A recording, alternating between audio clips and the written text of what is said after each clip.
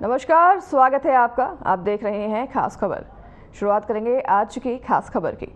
18वें लोकसभा चुनाव 2024 की तैयारी पूरे देश भर में जोरों पर चल रही है। चुनाव का पूरा शेड्यूल जारी किया जा चुका है। यह भारत में सबसे लंबे समय तक चलने वाला आम चुनाव होगा, जो कुल 44 दिनों तक चलेगा। फेज 6 में 25 मई को 7 राज्यों की 57 सीटों पर मतदान होगा, जिनमें हरियाणा के 10 लोकसभा सीटों पर भी मतदान होगा। साथ ही करनाल के लिए उपचुनाव होंगे। तो ऐसे में सभी दल अपनी अपनी तैयारियों में जुटे हुए हैं। वहीं चुनाव में हरियाणा काफी अहम हो जाता है। इनमें एक तरफ जहां भारतीय जनता पार्टी है, तो वहीं दूसरी तरफ इंडिया गठबंधन की तरफ से आम आदमी पार्टी और कांग्रेस पार्टी एक साथ चुनाव लड़ रही है। हरियाणा की सभी 10 सीटों पर फिलहाल बीजेपी का कब्जा है। तो वहीं बीजेपी से गठबंधन तोड़ने के बाद जेजेपी भी पूरी तैयारी के साथ मैदान में उतर चुकी है और जेजेपी ने भी अपने 5 प्रत्याशियों के नामों की घोषणा कर दी है। प्रदेश में जहां बीजेपी मजबूत स्थिति में दिखाई दे रही है, तो वहीं इस बार यहां पर आम आदमी पार्टी और कांग्रेस मिलकर चुनौती दे रही है। हालांकि जनता को अब इंतजार है तो यही प्रत्याशियों की घोषणा कांग्रेस की कब होगी, और सभी इस पर एकटुक नजर भी बनाए हुए हैं। तो इसी बीच सियासी घमासान भी जोरों पर है। सभी पार्टियों का चुनावी आरोप प्रत्यारोप भी लगातार जारी है। बहरहाल अब इंतजार है तो 25 मई का, जिस दिन सभी पार्टियों के लिए चुनावी रण तैयार होगा और जनता का मूड यह डिसाइड करेगा कि किसे वह राजा बनाते हैं और किसे रंग। तो आज जनता के मूड को जानने के लिए हमारे संवाददाता मैदान में उतर चुके हैं और जनता के बीच मौजूद हैं, जहां से हम जनता के रुख को समझेंगे और उनके मूड को जानेंगे।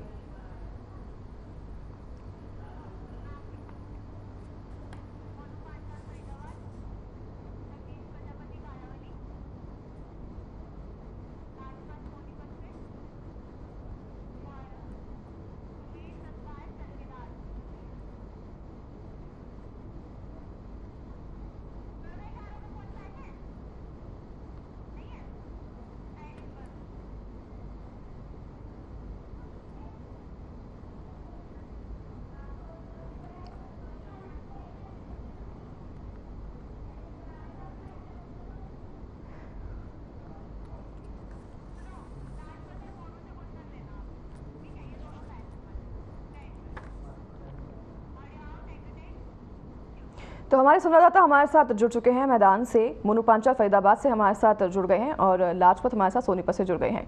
आपके पास आएंगे मोनू। सबसे पहले फरीदाबाद की अगर बात की जाए तो वहां पर बीएसपी ने अपने प्रत्याशी के नाम की घोषणा कर दी है, जेजेपी ने कर दी है हाल फिलहाल में ही, और बीजेपी के कृष्णपाल गुर्जर पहले से ही मैदान में है। तो क्या लगता है इस बार जनता का रुख किसकी तरफ है?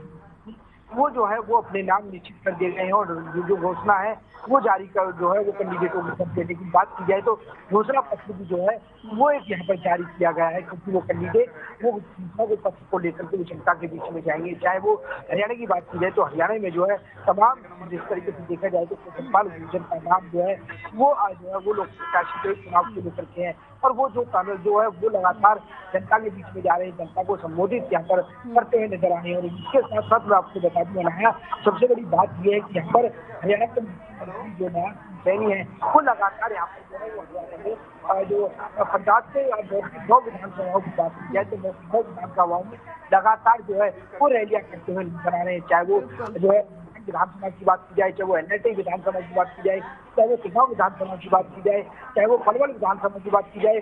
और आज भी जो है बहुत बड़ी रैली जो है क्षेत्र में हो रही है। तो तमाम देखा जाए तो तमाम तरीके से यानी कि हरियाणा के मुख्यमंत्री मनोहर लाल जो है वो हरियाणा के मुख्यमंत्री न्याब सिंह सैनी है वो लगातार जो है विधानसभा के 90 विधानसभाओं में लगातार जो है यहाँ पर दौरा करते हुए नजर आ रहे हैं। और वहीं मैं आपको बता दूं अनाया सबसे बड़ी बात यह कि पूर्व मुख्यमंत्री मनोहर लाल है वो भी फरीदाबाद में लगातार दौरा करते हुए नजर आ रहे हैं, क्योंकि लगातार जिस तरीके से देखा जाए तो पूर्व सीएम और मौजूदा सीएम दोनों ने जो है वो दरअसल विधानसभा को जो है वो यहाँ पर जो है वोटों को साधने की कोशिश करी है और लगातार यहाँ पर 400 पार का नारा जो है जिस तरीके से सरकार ने दिया उस 400 पार के नारे को जो है वो पूरा करने की जो है वो यहाँ पर अपील लोगों से कर रहे हैं। तो इसके साथ मैं बता दूं अनाया यहाँ पर जो है जो फरीदाबाद के लोकसभा के प्रत्याशी के सरकारी लीडर है उनका भी नारा है कि 10 लाख पार, वो 10 लाख पार का नारा भी जो है वो हरियाणा जो है सीएम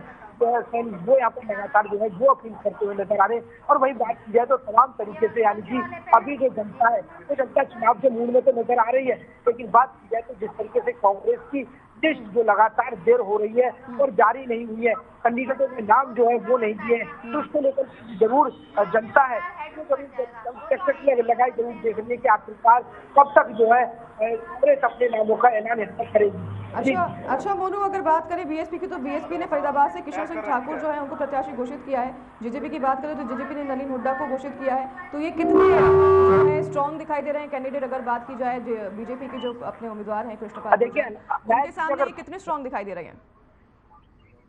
अनाया, देखिए अगर फरीदाबाद की बात की जाए तो फरीदाबाद में जो है जेजेपी ने पूरे हरियाणा में से जो है 4 लोकसभाओं का जो है वो नाम घोषित यहाँ पर कर दिए हैं। वहीं बात की जाए तो फरीदाबाद की जो है नलिन हुड्डा है, उनका नाम जो यहाँ पर कर दिया गया है। और जिस तरीके से देखा जाए तो हुड्डा भी जो है नलिन हुड्डा जो है वो लगातार यहाँ जनता के बीच में पहुंचे रहे, जनता को जो है संबोधित करे। और जेजेपी का जिस तरीके से कार्यकाल रहा है हरियाणा का और किस तरीके से एक नई पार्टी बनकर के उभरी है, उसको लेकर यहाँ पर जनता के बीच में पहुंच रहे हैं, लगातार नए वायदे यहाँ पर करते हुए नजर आ रहे हैं। ठीक है मोनू, आपके पास लौटूंगी। हमारे बाकी संवाददाता भी जुड़ गए हैं गांव से। लाजपत सोनीपत से हमारे साथ बने हुए हैं और साथ ही मैं देख पा रही हूं कि जगदीश हमारे साथ जुड़ गए हैं कालावाली से, और हमारे साथ उमेश साहब चरखी दादरी से जुड़ गए हैं। लाजपत, आपके पास सबसे पहले आऊंगी। अगर बात करें सोनीपत की, तो सोनीपत में क्या रूप दिखाई दे रहा है पार्टी की, और इस बार जो है जनता जो है विश्वास दिखाएगी या फिर कैंडिडेट पर विश्वास दिखा के इस बार वोट डालेगी? जी बिल्कुल, हमारे साथ मौजूद जनता है, सोनीपत की जनता है, उनसे जानने का प्रयास करेंगे। हमारे साथ मौजूद व्यक्ति है। आप सोनीपत के हैं, सोनीपत बिल्कुल दिल्ली एनसीआर के नजदीक है। दिल्ली की सीट किसको देना चाहते हैं, क्योंकि दिल्ली के नजदीक रहना और लोकसभा का चुनाव और काफी बड़ी एक कंजस में है, कांग्रेस का भी कैंडिडेट है नहीं, तो आप दिल्ली का जो चेहरा है वो किसको कहना चाहते हैं? मोदी जी को। मोदी जी को क्या आप खड़ी देखो, जो 6 घंटे काम 6 मिनट में हो रहे हैं, जो 24 घंटे लगते थे जाने में, वो तो है जो 2 घंटे में आदमी पहुंच रहा है। कल मैं खुद राजस्थान गया था, मैंने एक वीडियो भी डाली थी। आप तो राजस्थान में 14 घंटे लगते थे, कल हम 4 घंटे 20 मिनट में हम पहुंच गए तारानगर। इतना सफर करते हैं? हाँ जी बिल्कुल। मोदी और राहुल में क्या फर्क? देखो जी, मोदी तो मोदी है, मोदी तो सब कुछ मुमकिन है। अच्छा, उनसे एक बात पूछिए, सोनीपत से आप उमेश आप रिपोर्टिंग कर रहे हैं, उनसे पूछिए कि इस बार सोनीपत से बीजेपी से जो उम्मीदवार उतारे गए हैं मोहनलाल बिदूड़ी, उनकी कितनी लोकप्रियता है? ईमानदार और कर्मठ है। सोनीपत से जो कैंडिडेट उतारे गए हैं उनमें क्या खासियत है? मोहनलाल बिदूड़ी जी, मोहनलाल बिदूड़ी की लोकप्रियता कितनी है, जानिए उनसे। ईमानदार आदमी रहा, उनके बीच पहुंचे हैं मोहनलाल, उनसे पूछिए। सबके साथ मिलने वाले मोहनलाल आपके बीच पहुंचे हैं, उनमें क्या खासियत? मोहनलाल को जी आप बुलाओ, आपके भी घर जाएंगे। वे तो सभी का आदर सम्मान रखते हैं।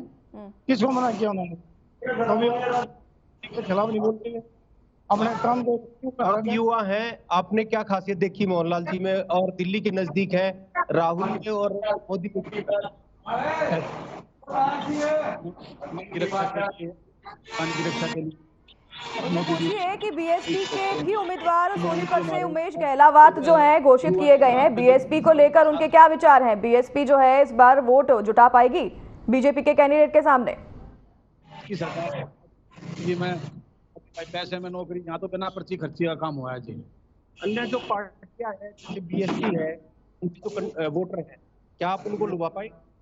हाँ जी, क्यों नहीं लुभा पाएंगे? तो मोदी जी की ताकत है और मोदी जी का मैजिक ही काम करेगा।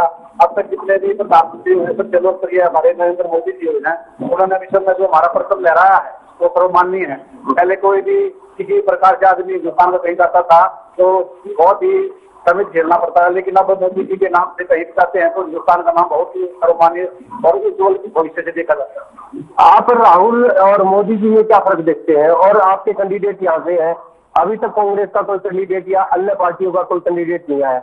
दिल्ली एनसीआर बिल्कुल नजदीक है, और दिल्ली की कुर्सी किसको देना पसंद करते हैं? दिल्ली की कुर्सी अहम जो है बीजेपी को देना चाहते हैं, मोदी जी को। तो ठीक है जी, और मोदी जी हमारे लिए मोदी सर्वमान्य प्रधानमंत्री रहे हैं, उन्होंने अच्छे काम किए। तो राहुल जी में क्या कमियां हैं? राहुल जी में कमियां क्या कमी है? राहुल में बहुत सारी कमियां हैं, जो बोलने की वो नहीं है कोई भी, क्या बोलना चाहिए भाई? ठीक है, उनसे पार्टी के बारे में पूछिए कि किस पार्टी पर उनका भरोसा है। कांग्रेस पहली बार हरियाणा में जो है अब संगठन बना के चुनाव लड़ रही है, और अभी तक जो है चुनाव में उन्होंने अपने प्रत्याशी को उतारा भी नहीं है, लेकिन बीजेपी है वो लगता है स्ट्रांग नजर आ रही है सोनीपत में। तो पूछे कि बीजेपी ने ऐसा क्या काम किया है जो बीजेपी को वोट देना चाह रही है वो? बीजेपी ने ऐसे कौन से काम किए हैं जिन पर आप पसंद करते हैं? कांग्रेस में क्या कमियां रही हैं? कांग्रेस पहले भी फाइट में थी, अभी भी लग रहा कहीं ना कहीं नजदीक है। 70 साल में कांग्रेस सरकार ही रही है, तो क्या आप देखोगे क्या काम किया है? और जो बीजेपी है मोदी जी के मार्केट से काम किया है, अपना जो आयुष्मान कार्ड को ले लो, कई बगैर के इसमें काम किया है जन आरोग्य के लिए, तरह से क्या काम नहीं हुआ। रोड अच्छे बना दिए हैं, बच्चे गरीब बने रहे, उससे क्या करेंगे? कांग्रेस पे क्यों नहीं भरोसा? कांग्रेस को भरोसा नहीं है, वो सब कुछ खाने पीने की पार्टी है, वो बस दिए वो गरीबों के बारे में सोचते हैं। हमारे साथ और भी सोनीपत से है, बिल्कुल नजदीक है आपका, दिल्ली एनसीआर के नजदीक आपका गांव पड़ता है, और आप देखते हैं कि दिल्ली आवागमन भी रहता है और भी लोग रहते हैं। बीजेपी और कांग्रेस में क्या फर्क, राहुल में और मोदी में क्या फर्क है? राहुल जी तो एक गांधी परिवार से संबंध रखते हैं, ये उनका वो अपने परिवार से ही वही वो सबसे बड़ा मानते हैं, जबकि मोदी जी जो है एक छोटे से परिवार से, साधारण से परिवार से और एक गरीब परिवार से और एक बैकवर्ड समाज से आने वाले ऐसे भारतीय जनता पार्टी के प्रधानमंत्री जो सबका साथ सबका विकास सबका विश्वास रखते हैं। मोदी जी पूरे वर्ल्ड में फेमस प्रधानमंत्री हैं। जो लोग मोदी जी का विरोध करते थे आज ठीक है लाजपत, उनको रुकाइए, 2 मिनट वापस लौटेंगे आपके पास। लोकप्रियता जो है मोदी की दिखाई दे रही है सोनीपत में। अभी जगदीश भी हमारे साथ जुड़े हुए हैं कालावाली से, उनके पास चलेंगे। जगदीश, अगर बात करें कालावाली की तो क्या लग रहा है किस पार्टी की तरफ पलड़ा ज्यादा दिखाई दे रहा है? बीजेपी की तरफ या फिर इंडिया अलायंस की तरफ या फिर बीएसपी, जेजेपी, इनेलो? किस पार्टी पर अपना भरोसा जिताने वाली है इस बार जनता? आपकी आवाज जी, आपकी आवाज हम तक नहीं पहुंच पा रही है।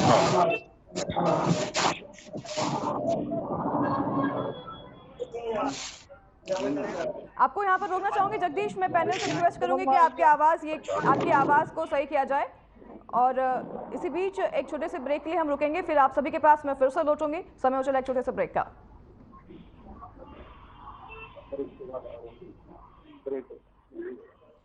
तो रुकेंगे छोटे से ब्रेक के लिए, जल्द हाजिर होंगे आपके पास इस ब्रेक के बाद।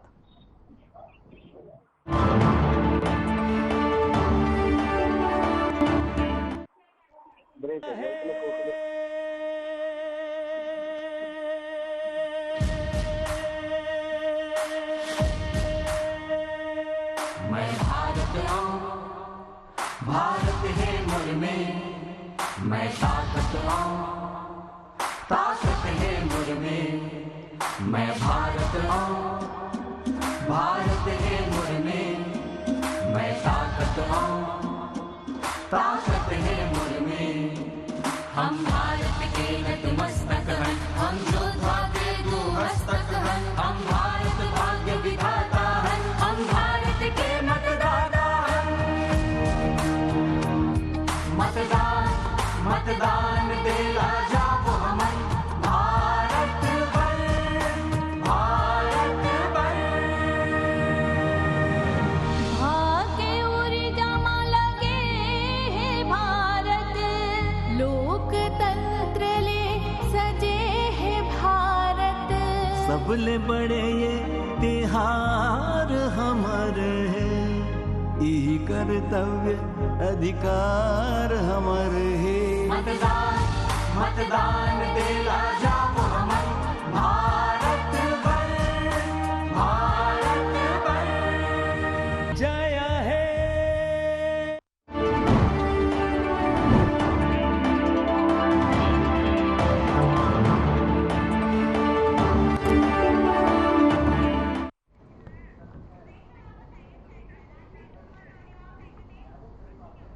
ब्रेक के बाद स्वागत है आप सभी का। फिर से रुख करेंगे हमारे संवाददाताओं की ओर, जो कि ग्राउंड पर रिपोर्ट है आपको पल पल की अपडेट देने के लिए और जनता का रुख जानने के लिए। तो चलिए सबसे पहले हम आपको लिए चलेंगे जगदीश के पास, जो कि कालावाली से हमारे साथ जुड़े हुए हैं और कालावाली से हमें तमाम अपडेट दे रहे हैं। जगदीश, अगर पूछा जाए जनता का रुख इस बार किस तरफ है, किस पार्टी की ओर है? और बीजेपी जो है ज़्यादा स्ट्रांग नज़र आ रही है अगर हम बात करें बाकी सीटों पर, तो अगर कालावाली की बात करें तो यहाँ पर कौन से कैंडिडेट जो हैं वो स्ट्रांग नज़र आ रहे हैं? मोदी बोलो की समस्या बुझो।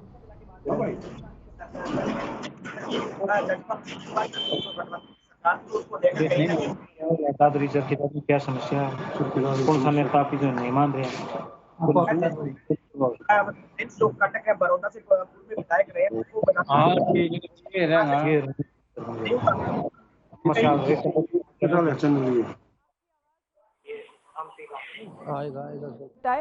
तब तक हम हमारे साथ एक और संवाददाता जुड़े हुए हैं उमेश साहब चरखी दादरी से। आपके पास आऊंगी मैं। चरखी दादरी की अगर बात की जाए उमेश, तो जनता का क्या मूड है इस बार? किसके लिए जनता ने अपना मूड बना लिया है?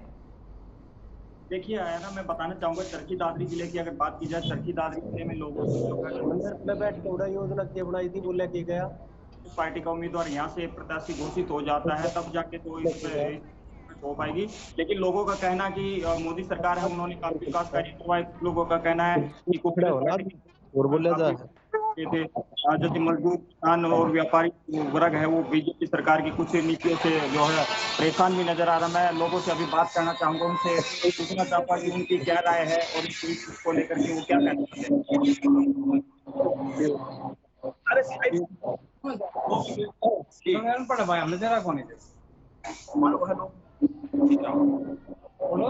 कहना मैं लोगों से बात कर रहा हूँ, इनके विचार जानना चाहता हूँ, ये क्या चाहते हैं, मोदी सरकार कितना विकास कार्य अभी तक कर रही है। जी काम नहीं किया, सारे काम अच्छे हो रहे हैं, बिल्कुल सब बिल्कुल जी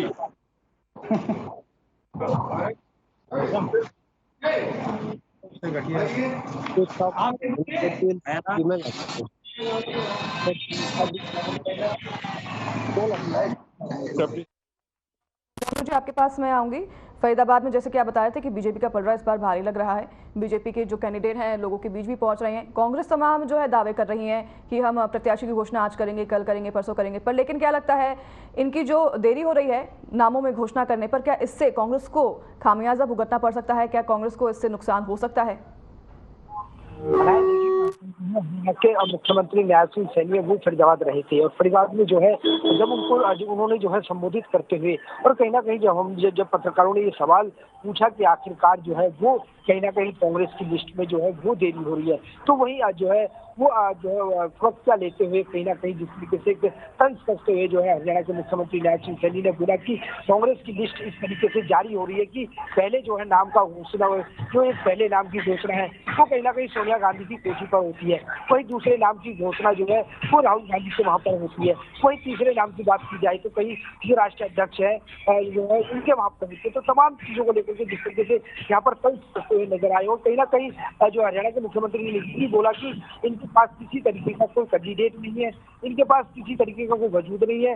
हरियाणा जो बात की जाए तो देश के प्रधानमंत्री आखिरकार किसको बनाएंगे, क्योंकि जिस तरीके से इंडिया गठबंधन है उसको लेकर के यहाँ पर तंज कसते हुए कहा कि यही जिस तरीके से देखा जाए तो लाया बीजेपी जिस तरीके से उन्होंने अपने लोकसभा में जो लिस्ट जारी कर दी है उसके चलते कहीं अभी तक कोई मैदान में जो है वो सामने नहीं आया। अगर हरियाणा की बात की जाए तो हरियाणा में जो है तमाम पार्टियां हैं, चाहे वो जेजेपी की बात की जाए, चाहे वो बीएसपी की बात की जाए, चाहे वो इंडियन नेशनल लोकदल की बात की जाए, तो अनाया सबसे ज्यादा बात की जाए तो बीजेपी और कांग्रेस की यहाँ पर जो है वो कांटे का मुकाबला यहाँ पर रह सकता है। ना ही वो जो जिस तरीके से जनता का रुख जो है जेजेपी पार्टी की तरफ कोई रुख नहीं है, वहीं इंडियन नेशनल लोकदल की बात की जाए तो इस पार्टी की तरफ भी कोई रुख नहीं है, बीएसपी की बात की जाए तो बीएसपी पार्टी की तरफ भी कोई रुख नहीं है। लेकिन बात की जाए तो अनाया सबसे ज्यादा रुख जो है वो कहीं ना कहीं बीजेपी और कांग्रेस को लेकर के है, और कांग्रेस और बीजेपी में जो है वो कांटे का मुकाबला रहेगा। लेकिन बात की जाए तो ठीक है, इंतजार करेंगे मोनू हम भी 4 जून का कि किसको इस बार जो है जनता राजा बनाती है। चलिए, लाजपत हमारे साथ जुड़े हुए हैं सोनीपत से, और आपके आसपास में देख रही हूँ बहुत लोग भी मौजूद हैं। लोगों से बात करिए और उनसे जानिए कि बीजेपी की जो योजनाएं हैं, अभी तो मुख्यमंत्री नायब सैनी हैं, पूर्व मुख्यमंत्री मनोहर लाल के सरकार में और बीजेपी की सरकार में उन तक कितनी योजनाएं पहुंची हैं, और क्या वो बीजेपी पर इस बार भरोसा कर रही है या फिर इंडिया अलायंस पर भरोसा करेगी? क्योंकि कांग्रेस भी काफ़ी प्रभावदारी पार्टी है हरियाणा में, और जेजेपी के गठबंधन से अलग होने के बाद क्या जेजेपी भी इस बार बनी होगी या फिर जेजेपी सिर्फ खाली वोट काटने का काम करेगी सोनीपत में? जी बिल्कुल, आप बीजेपी पार्टी की जो नीतियां है वो आप तक पहुंचती है या आप किस तरीके से देखते हैं? क्योंकि कांग्रेस भी बहुत नजदीक है, कांग्रेस के भी आपने देखते हैं, नीति और नीति पर कैसे बांधते हैं? बीजेपी की मोदी जी की जो गारंटी है इसको लोग बड़े विश्वास के साथ मानते हैं। मोदी जी जो कहते हैं तो जनता में जो है नीचे तक धरातल तक जाता है। पंक्ति में जो आखिरी व्यक्ति बैठा हुआ जो वंचित है, इसको सरकारी चीजों की सभी राय मिलनी चाहिए। आज मोदी जी की गारंटी जो उनको वो सभी राय मिल रही है। और कांग्रेस से तो पहले जो कहते थे वो भी आज भी वही है। तभी जो कहते थे 1 रुपए में 75, आज की 85 पैसे जो है बीच में खा करते हैं, 15 पैसे ही पहुंच पाते हैं। तो गवर्नमेंट कांग्रेस का वही रूल है, आज भी वही है। और 10 साल से जनता जो है ना मोदी जी के राज को देख रही है, जनता समझ चुकी है। अब कांग्रेस जो है ना सत्ता में जो है ना आने का सपना भी छोड़।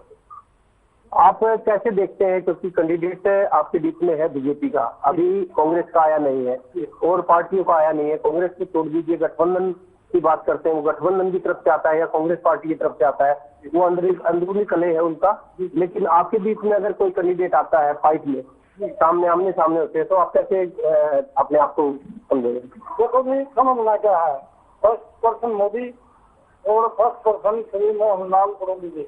इतना विश्वास कैसे? विश्वास ही विश्वास है जी। आप ये बताओ, बिना विश्वास का काम कौन से करे हैं?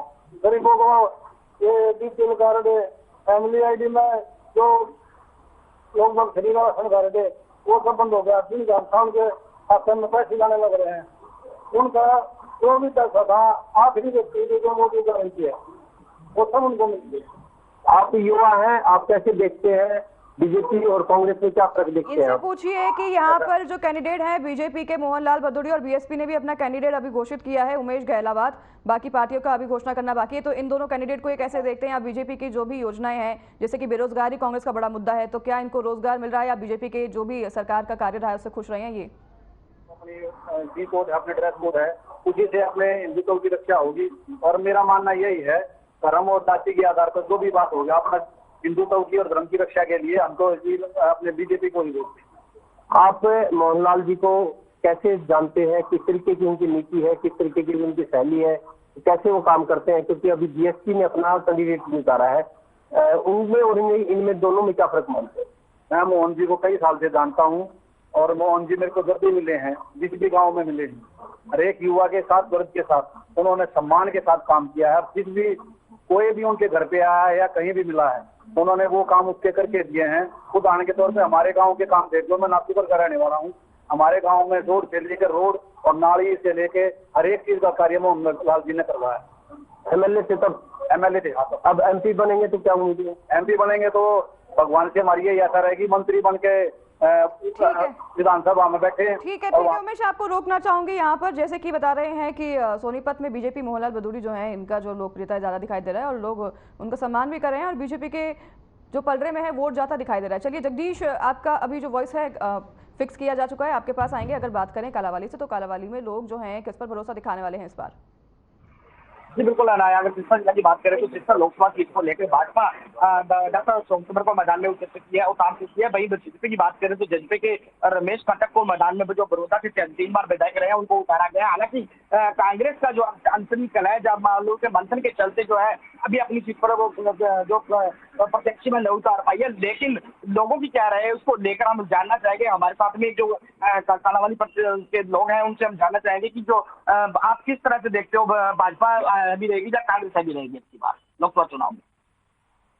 असल में जी ग्रामीण क्षेत्र में तो भाजपा का विरोध हो रहा है, तो किसानों की मांगे थी इन्होंने मांगी नहीं, तो उस हिसाब में तो जी कांग्रेस अभी रहेगी। अगर किसानों को मनाने में कामयाब हो जाते हैं तो कोई भाजपा का अगर जो लोकसभा में भाजपा की ओर से सोमचंद्र को उतारा गया है, वही रमेश खट्टक को उतारा गया है, इन दोनों प्रत्याशी में से आप किसको अभी मानते हो? अगर कांग्रेस का कौन सा प्रत्याशी आता है तो कौन है भी रहेगा? कौन सा प्रत्याशी आप पसंद करते हैं? इनमें से तो भाजपा का सोमचंद्र ही मानो, एक खट्टक का तो बहुत एक बुजुर्ग की लड़ाई है उनकी। अगर कांग्रेस पार्टी तुम्हारी शैलजा को टिकट देती है तो वे सीट निकाल सकती है। इनसे पूछिए कि आपने देखा कि लोग भरोसा जताते हैं, क्योंकि कुछ समय पहले आम आदमी पार्टी में थे, अभी वो बीजेपी में शामिल हुए हैं, बीजेपी के द्वारा प्रत्याशी घोषित किए गए हैं, उन पर क्या भरोसा जताते हैं ये?